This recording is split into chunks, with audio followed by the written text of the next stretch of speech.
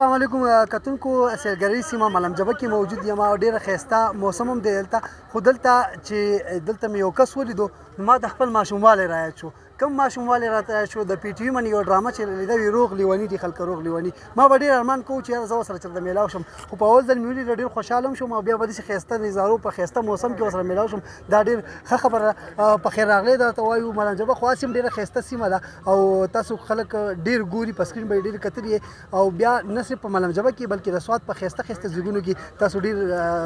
ډرامې جوړې کړي دي د پښتو او ډېرې مشهورې ډرامې زما د وینا فایده به نوره پاتې نه وي خو دا راته ووایي تاسو پخپله فیل کوئ څنګه نه خوشحاله آباد اوسئ اوس هم ما سره انټرویو ورکړی یو تن راغو همدغه خبره زه کوم چې ملم جبه ډېر ښکلی ځای دی ډېر ښایسته ځای دی بلکې ټول سوات بس زه صرف حکومت ته دا خواست کوم چې د الله خاطر وکړي د الله خاطر وکړي دا ښکلي ښکلي ځایونه خلکو ته وښیي چې بل طرف ته دا خلک منډې وایي که نه نو لږ دې طرف ته لږه توجه ورکړي چې دې طرف ته هم دا خلک راشي شکر الحمدلله مخکې مې هم د دې باره کې خبرې کړي دا اوس نن تاسو سره هم زه کومه نو زما خو خپل ځاني دغه ځایونه چې دي ډېر زیات خوښ دي د دې کې تقریبا اندازتن ما تقریبا 100 ټیلی فلمونه جوړ کړي ډرامې په دغه سوات کې تاسو لږ د کالام په لاره باندې کمراټ ته لاړ شئ تاسو به حیران شئ ټیک ده چې سړک خراب دی مطلب دی خو دې دا یو ایډونچر دا الله خوند کوي چې دا کېږي پهیږي که نه او تا غځې ته ورسې خو چې ته د الله دې دغه ته وګورې که نه دا چې دا کم غرونه یې مونږ له راکړي دا کم ښکلی مونږ خلکو له راکړې ده دا لږه غوندې برسره کېدل غواړي چې دا خلکو ته یې لږ وښیو چې تاسو هر طرف ته منډې وښئ ډېر خلک د دې نه دغه ښکلاګانو پسې پیرس ته روان دي پیرس ته دي چې لاړ شو هلته یاره وایي څه به تاسو لږ دې خوا راشئ پیرس به درنه هېر شي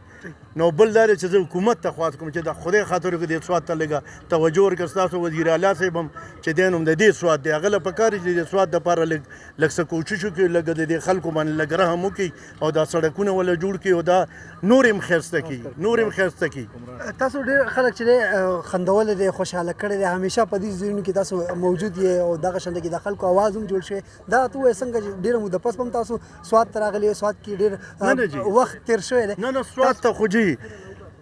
20 ورځې پس 25 ورځې ما خوښ دی بلکې زما دا خلک هم ډېر خوښ دي ډېر عزت والا خلک ډېر مینهناک خلک دی ډېر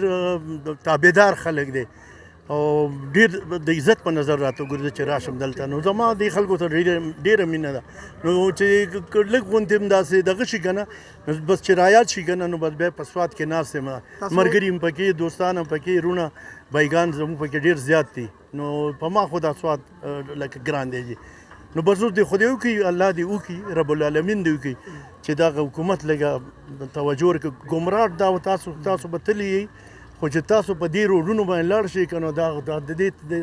ښکلا وګورئ والله دنیا به درنه هېره شي زه وایم چې دا ښکلا دې ښکاره کړه